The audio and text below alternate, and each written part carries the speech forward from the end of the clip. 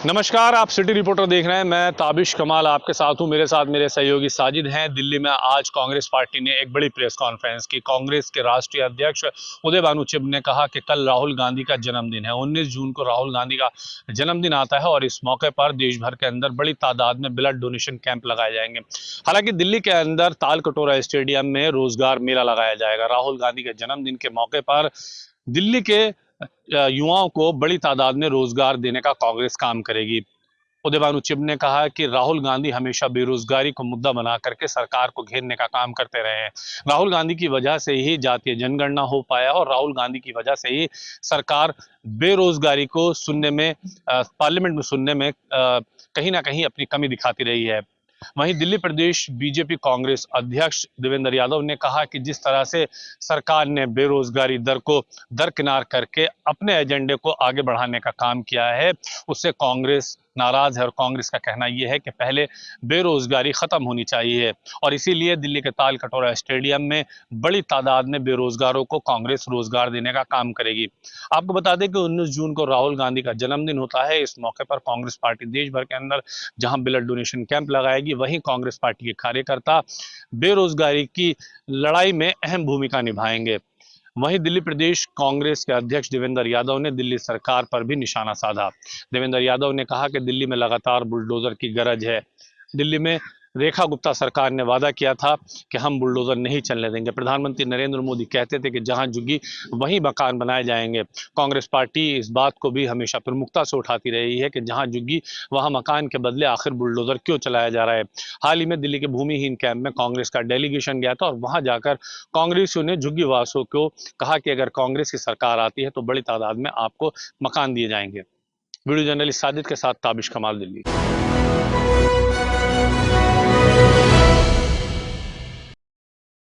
नमस्कार दोस्तों, स्वागत है आपका हमारे विशेष प्रोग्राम सिटी रिपोर्टर में। और मैं देहरादून से धीरेन्द्र प्रताप सिंह आपके सामने हाजिर हूँ बड़ी खबर लेकर। उत्तराखंड के मुख्यमंत्री पुष्कर सिंह धामी की अध्यक्षता में आज उत्तराखंड कैबिनेट की बैठक संपन्न हुई, जिसमें सभी कैबिनेट मंत्रियों ने हिस्सा लिया। और इस कैबिनेट बैठक में 3 बेहद महत्वपूर्ण प्रस्तावों पे कैबिनेट की मुहर लगी।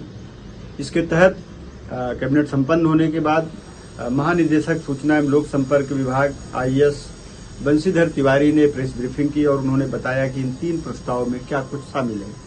उन्होंने कहा कि 3 प्रस्तावों के तहत उत्तराखंड सहकारिता विभाग में उपनिबंधक ऑडिट के पद को सृजित करने के मामले को कैबिनेट ने मंजूरी दे दी है, जिसके तहत अब उपनिबंधक ऑडिट का नया पद सृजित किया जाएगा, जो कि सहकारिता विभाग के जिला स्तर और ब्लॉक स्तर का ऑडिट करेंगे और ये ऑडिट हर माह किया जाएगा। इसके साथ ही पर्यटन विभाग के एक महत्वपूर्ण प्रस्ताव को भी उत्तराखंड कैबिनेट ने अपनी मंजूरी दे दी है, जिसके तहत बद्रीनाथ मास्टर प्लान को ध्यान में रखते हुए प्रदेश के सभी इंटर स्टेट बस टर्मिनल यानी अंतर्राज्यीय बस अड्डों पे बद्रीनाथ की अनुकृति वहां पे लगाई जाएगी, यानी मुनरियल वर्क किया जाएगा, जिससे कि उत्तराखंड ISBT पे आने वाले लोगों को बद्रीनाथ धाम के बारे में पता चलेगा, दर्शन भी होंगे उनको। इसके साथ ही पशुपालन विभाग के भी एक महत्वपूर्ण प्रस्ताव पे उत्तराखंड कैबिनेट ने अपनी मुहर लगाई है, जिसके तहत उत्तराखंड में पशुधन प्रसार अधिकारी के 429 पद खाली चल रहे थे, जो भरे नहीं जा रहे थे। इसको देखते हुए उनकी जो प्रशिक्षण अवधि थी 2 वर्ष पहले तय थी, उसको घटा करके अब 1 वर्ष कर दिया गया। इससे उम्मीद है कि जो 429 पशुधन प्रसार अधिकारियों के पद खाली हैं वो जल्दी भरे जाएंगे और पशुधन प्रसार के क्षेत्र में काफी तेजी से काम किया जा सकेगा। इसी तरह से पशुपालन विभाग में ही गाय जो लोगों को सहायता के तौर पे दी जाती है, जो SC/ST समूह के लोग हैं, उनको उत्तराखंड सरकार द्वारा 90% सब्सिडी पे ये गाय दी जाती थी। इसको उन्होंने रोक दिया है। अब इस योजना पे अगली कैबिनेट में प्रस्ताव लाया जाएगा कि जो सब्सिडी है वो किस तरह से दी जाए, क्योंकि इसमें एक अन्य योजना भी चल रही थी, उस योजना और ये गाय देने की योजना दोनों को मर्ज कर दिया गया है और इन पे किस तरह से सब्सिडी दी जाए इस पे आगे विचार किया जाएगा। तो ये काफी महत्वपूर्ण फैसले उत्तराखंड कैबिनेट ने लिए हैं। देखने वाली बात यह है कि इन फैसलों के बाद पर्यटन विभाग, सहकारिता विभाग और पशुपालन विभाग में क्या कुछ बदलाव देखने को मिलता है। कैमरा सहयोगी वीरेंद्र थपलियाल के साथ JK 24/7 के लिए देहरादून से धीरेन्द्र प्रताप सिंह।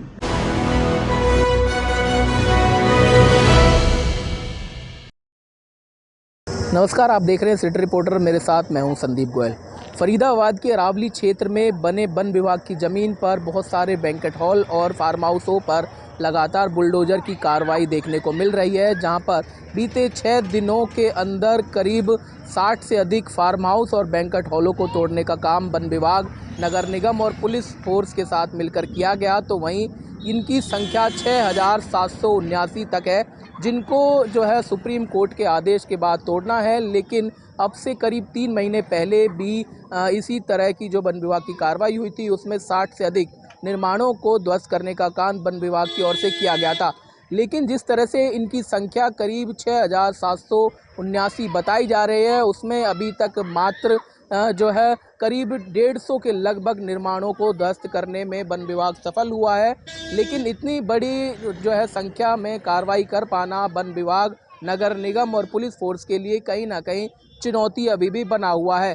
दरअसल फरीदाबाद के वन विभाग की ज़मीन पर बने हुए, चाहे फिर वो अनंगपुर हो, जो है अंखीर हो, सेक्टर 21, NHPC, लकड़पुर क्षेत्र या फिर अन्य गांव के समीप बसे हुए ऐसे जो अरावली वन क्षेत्र में आते हैं, उनको सुप्रीम कोर्ट के आदेश के बाद तोड़ने का काम वन विभाग को करना था और एक समय रहते उनकी रिपोर्ट सुप्रीम कोर्ट में पेश करनी थी।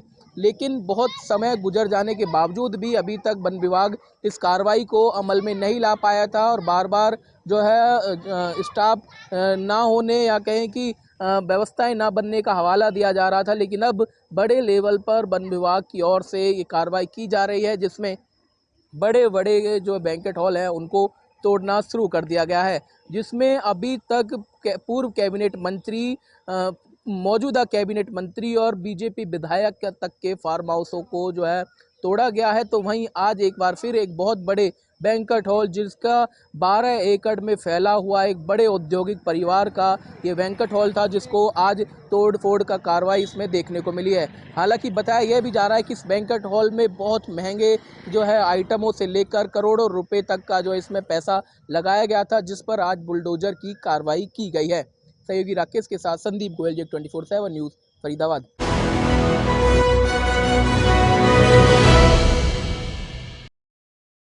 देख रहे हैं सिटी रिपोर्टर। मैं सुनील कुमार। कानपुर में एक बार फिर दहशत का बना माहौल, जहां लगी कानपुर के पनकी थाना क्षेत्र में एक विकराल रूप से बीती रात्रि में लग गई थी आग, जो कि झुग्गी है, वहां पे आग लगी थी। कई कई घर बने हुए थे झुग्गियों में और वहीं पे कबाड़ का कारोबार भी था। कबाड़ का यूं कहा जाए डंप। तो जब आग रात्रि में लगी थी तो वहां पे उन्हीं के घरों में, झुग्गियों में छोटे सिलेंडर भी रखे थे और अचानक से आग लगने के बाद क्षेत्र में झुग्गी के जहाँ झुग्गियों के लोग हैं वहां पे अफरा तफरी मच गई। अफरा तफरी मचने के बाद जो घर में उनके झुग्गियों में सो रहे थे बच्चे, वो तुरंत लेके भगे। वहीं पे आपको बता दें, उनके ही घर झुग्गियों के अंदर एक सिलेंडर रखे थे छोटे वाले, वो भी ब्लास्ट होने लगे। कई तरीके से आग का इतनी विकराल रूप से ले चुकी थी आग की कई घंटे की कड़ी मशक्कत के बाद जो पनकी थाना और अलमापुर पुलिस प्रशासन मौके पर पहुंचा। फायर ब्रिगेड की 8 गाड़ियां मौके पर पहुंची। कड़ी मशक्कत के 3 घंटे बाद आग पर काबू पाया गया और किसी तरीके से जानहानि नहीं हुई। वहीं आपको बता दें कि जिस तरीके से झुग्गियों में आग लगी थी, तो ऐसे में रात्रि में जब लोग सो रहे थे, अफरा तफरी का माहौल बन गया था और लोगों में एक दहशत का माहौल बना था। अब उन्हीं झुग्गियों में रहने वाले लोग घरों पे भरी धूपों में बैठ के अपनी तपस्या कर रहे हैं और किसी तरीके से अब उनको आशियाना किस तरीके से बनाए, ये देखने वाली बात है। कि सबसे बड़ी बात है कि कानपुर में जब अचानक से संदिग्ध परिस्थितियों में आग लग जाती है और उसी जगह लोग रह रहे थे, तो किस तरीके से आग ने अपने विकराल रूप से धारण किया और कैसे ये जांच का विषय होगा कि आखिर में आग लगने का कारण क्या निकल के आया है और किस तरीके से आग लग पाई। वहीं पे पूरी तरीके से जो वहां लोग रह रहे थे उनको प्रशासन ने सकुशल बाहर निकाल दिया, किसी तरीके से जानहानि नहीं हुई। वीडियो एनालिस्ट सहयोगी के साथ सुनील कुमार, JK24 न्यूज, कानपुर।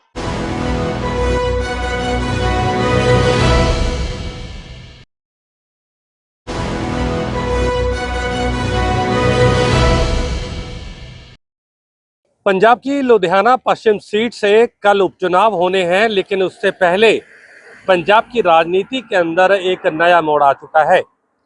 कल देर शाम को श्रोमणी अकाली दल के दिग्गज नेता और पूर्व मंत्री बिक्रम सिंह मजीठिया ने एक्स पर एक पोस्ट किया और उन्होंने पंजाब के कैबिनेट मंत्री की एक फोटो जारी कर दी और वो अश्लील फोटो के जरिए एक महिला के साथ नजर आ रहे हैं।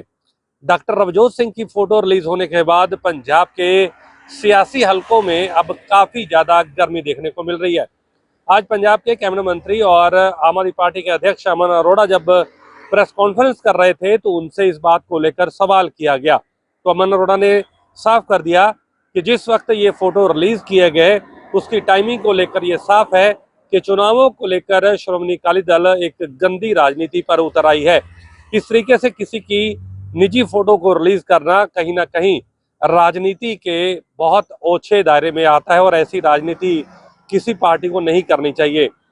इस पूरे मामले को लेकर अमन अरोड़ा ने यह भी कहा कि डॉक्टर रवजोत सिंह इस पूरे मामले को लेकर पहले ही अपनी स्थिति स्पष्ट कर चुके हैं कि ये उनकी जो एक्स वाइफ है उनके साथ उनकी फोटो को AI से छेड़छाड़ करके ये चीजें दिखाई जा रही हैं और उनको बदनाम करने का प्रयास किया जा रहा है। लेकिन श्रोमणी अकाली दल के बारे में उन्होंने कहा कि अगर वो फोटो रिलीज कर रहे हैं तो सुच्चा सिंह लंगा के बारे में उनका क्या ख्याल है, क्योंकि सुच्चा सिंह लंगा एक ऐसे अकाली नेता है जिनका एक अश्लील वीडियो रिलीज हुआ था जिसके बाद उनको निलंबित कर दिया गया था। लेकिन कुछ दिन पहले श्रोमणी अकाली दल में लंगा को फिर से वापस जो था वो ज्वाइन करा लिया गया। तो कुल मिलाकर अब राजनीति चरम पर है। डॉक्टर रवजोत सिंह ने भी इस पूरे मामले को लेकर स्पष्टीकरण जरूर दिया है, लेकिन इस मामले पर आम आदमी पार्टी अब श्रोमणी अकाली दल को उसी के अंदाज में घेरती हुई नजर आ रही है। कैमरामैन निशान के साथ मैं नवदीप छाबड़ा, JK24 न्यूज, चंडीगढ़।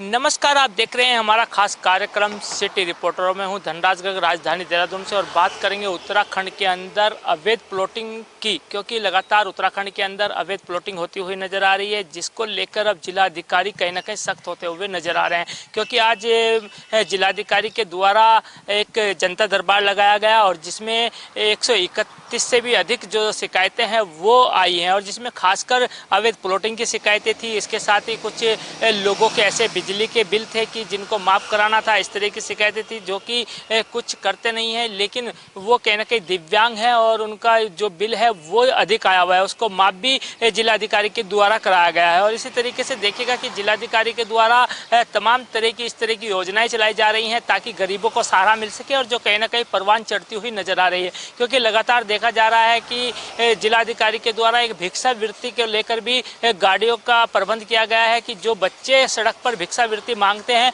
उनको पकड़कर उनको पढ़ाई के लिए भेजना, ये कहीं ना कहीं अभियान मुख्यमंत्री के निर्देश पर जिलाधिकारी के द्वारा चलाए जा रहे हैं। और ये जो अभियान चलाए जा रहे हैं इसके कहीं ना कहीं लाभ जनता को मिलता हुआ नजर आ रहा है। और इसी तरीके से राजधानी देहरादून की यदि हम बात करें तो कहीं ना कहीं लोगों को जाम का जाम झेलना पड़ता है, क्योंकि जो गाड़ियां हैं वो लोग सड़कों पर लगा देते हैं, पार्किंग की व्यवस्था नहीं हो पाती है। इसी को लेकर एक ऑटोमेटिक जो पार्किंग है वो राजधानी देहरादून के परेड ग्राउंड में बनाई जा रही है, जिसका कार्य अब समाप्त होने वाला है। यानी कि जल्दी लोगों को एक अच्छी पार्किंग मिलेगी, जो कि 3 लेयर में पार्किंग होगी, यानी कि 3 मंजिल तक वो पार्किंग होगी, वहां पर अपने लोग गाड़ियां अपनी पार्क कर सकते हैं। तो कहीं ना कहीं एक अच्छा प्रयास कहीं ना कहीं जिलाधिकारी के द्वारा किया जा रहा है। और जिस तरीके से देखा जाए कि जिलाधिकारी के द्वारा लगातार अधिकारियों को भी निर्देश दिए जा रहे हैं कि चाहे कोई भी गरीब हो, यदि किसी की कोई फरियाद आती है तो उस पर तुरंत एक्शन लिया जाए और तुरंत उस पर कार्रवाई की जाए।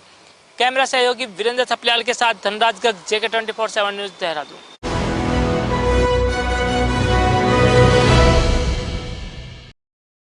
लखनऊ की कमिश्नरेट पुलिस ने इनकाउंटर किया है लूट के मामले में, और कहीं ना कहीं ये इनकाउंटर देर रात हुआ, और जबकि दो बदमाश थे, एक के बदमाश के पैर में गोली पुलिस ने मारकर उसको हिरासत में लिया, दूसरा उसका साथी फरार हो गया।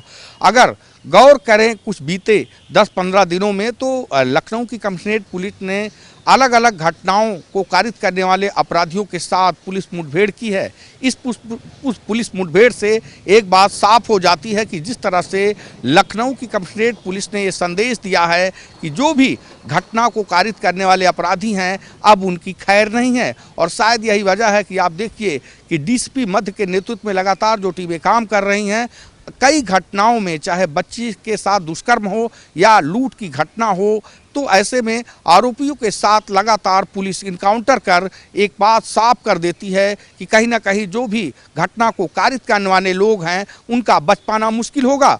लगातार कहीं ना कहीं कई घटनाओं को लेकर लखनऊ की कमिश्नरेट पुलिस ने चैलेंज स्वीकार किया था, और शायद यही वजह है कि बहुत जल्द ही कई अन्य घटनाओं में पुलिस ने मुठभेड़ कर साफ तौर से संदेश दे दिया कि घटना करने वाले अब पुलिस की पकड़ से दूर नहीं होंगे।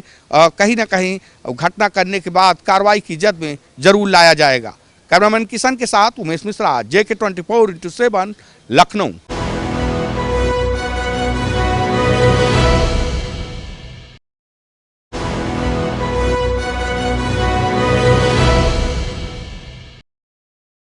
शरद पवार अजीत पवार गुट का अब नहीं हो सकता मनोमिलन। शरद पवार ने साफ कर दिया, अवसरवादियों को साथ नहीं ले सकते। क्या अब खत्म हो गया है शरद पवार की एनसीपी का अजीत पवार गुट से फिर से एक होने का सपना? नमस्कार, मैं हकीम देशमुख महाराष्ट्र से हाजिर हूं JK 24/7 न्यूज़ के खास कार्यक्रम सिटी रिपोर्टर में। शरद पवार ने आखिरकार बोल ही दिया, जो लोग सत्ता के लिए साथ छोड़ गए उन्हें हम दोबारा अपने साथ नहीं लेंगे। ये बयान सिर्फ शब्द नहीं, सीधे सीधे अजीत पवार खेमे को ठेंगा दिखाने जैसा है। बीते कुछ हफ्तों से ये अटकलें तेज थी कि अजीत पवार फिर से एनसीपी सुप्रीमो शरद पवार के खेमे में वापसी कर सकते हैं। कभी होटल ताज में मुलाकातें तो कभी बयानों की नरमी, लेकिन अब शरद पवार ने सारे भ्रम को मिटा दिया। शरद पवार की नो रियूनियन पॉलिसी से अजीत पवार गुट को करारा झटका लगा है। यानी अब कोई वापसी नहीं, कोई मेल नहीं, सिर्फ सियासी फासला और बयानबाजी। एक तरफ शरद पवार की मूल एनसीपी, संविधान, विचारधारा और पुराना नेटवर्क, वही दूसरी तरफ अजीत पवार का बगावती गुट जो सत्ता में तो है पर समर्थन आधार दरक है। जमीनी कार्यकर्ता भी दो हिस्सों में बटे हैं। कुछ लोग अब भी अजीत पवार के साथ है क्योंकि वो सत्ता में है, लेकिन बहुतों का भरोसा अब भी शरद पवार के नेतृत्व में अडिग है। माना जा रहा है ये अजीत से दूरी का संकेत नहीं, 2024 के बाद अब 2025 के निकाय चुनाव की तैयारी भी, साथ ही साथ 2029 की नींव भी रखी जा रही है। शरद पवार उन नेताओं को साथ रखना चाहते हैं जो विचारधारा के साथ अडिग है। तो क्या ये एनसीपी के आखिरी रेखा है? क्या शरद पवार ने साफ कर दिया है कि जो गए वो अब लौट नहीं सकते, या फिर ये सिर्फ बोलने की राजनीति है और चुनाव आते आते फिर एकता हो सकती है? राजनीति में सब मुमकिन है, लेकिन अभी के लिए शरद पवार ने अजीत पवार के साथ गए लोगों के लिए दरवाज़ा बंद कर दिया है। आप हमारे साथ बने रहेगा क्योंकि महाराष्ट्र की राजनीति में अभी कई पन्ने पलटने बाकी है। वीडियो जर्नलिस्ट शरीफ के साथ मैं हकीम देशमुख, JK 24/7 न्यूज़, मुंबई।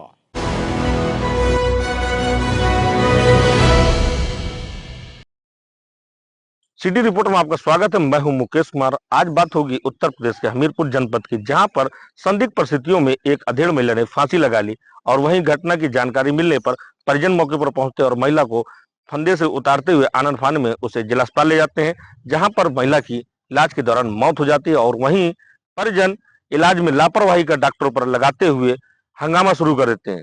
फिलहाल आपको बता दें कि यह पूरा मामला हमीरपुर जिला मुख्यालय के काशीराम कॉलोनी का है, जहां की महिला ने अज्ञात कारणों के चलते फांसी लगा ली, और परिजनों ने फांसी के फंदे से उतारकर महिला को जिला अस्पताल ले गए, जहां पर इलाज न मिलने के अभाव से जो परिजनों का आरोप है वहां पर हंगामा करने लगे और महिला की वहीं पर मौत हो जाती है। घटना की जानकारी मिलने पर पुलिस मौके पर पहुंचती है और शव को कब्जे में लेकर पीएम के लिए भेजती है। वहीं जांच पड़ताल में जुट जाती है, आखिर महिला ने आत्महत्या करी तो क्यों करी।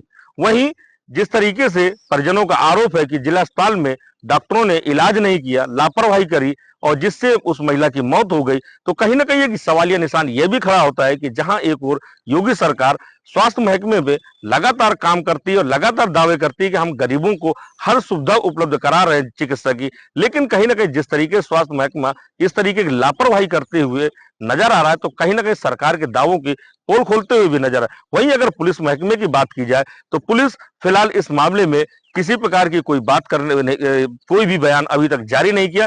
कहीं ना कहीं आखिर सवाल ये भी खड़ा होता है कि आखिर इस महिला ने आत्महत्या करी तो क्यों करी, क्या कारण है। फिलहाल इन सभी पहलुओं पर पुलिस जांच पड़ताल में जुटी है, लेकिन पूरे घटनाक्रम को देखते हुए अभी तक पुलिस ने किसी प्रकार का कोई भी बयान जारी नहीं किया है। मुकेश कुमार, JK 24/7, हमीरपुर।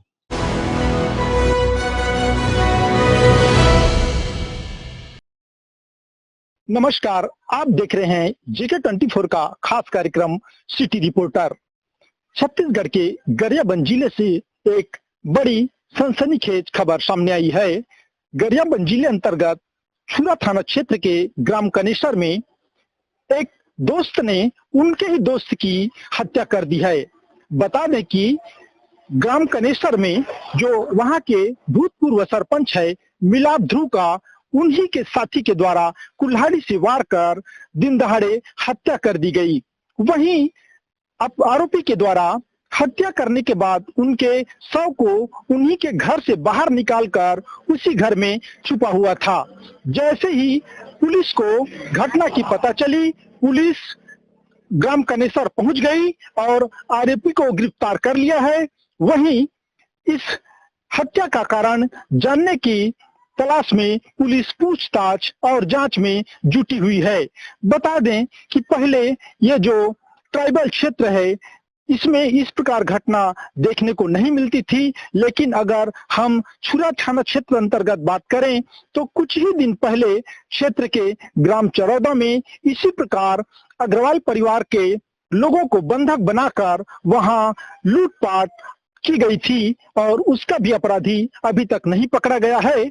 और जो घटनाएं हैं क्राइम की वो शहरों की तरह अब गांव में भी देखने को मिल रहा है। अब आने वाले दिनों में ये जो आरोपी पकड़ा गया है, हत्या किस कारण से की गई इसका पता पुलिस के जांच के बाद ही पता चल पाएगा। छत्तीसगढ़ गरियाबंद से JK 24 के लिए परमेश्वर राजपूत।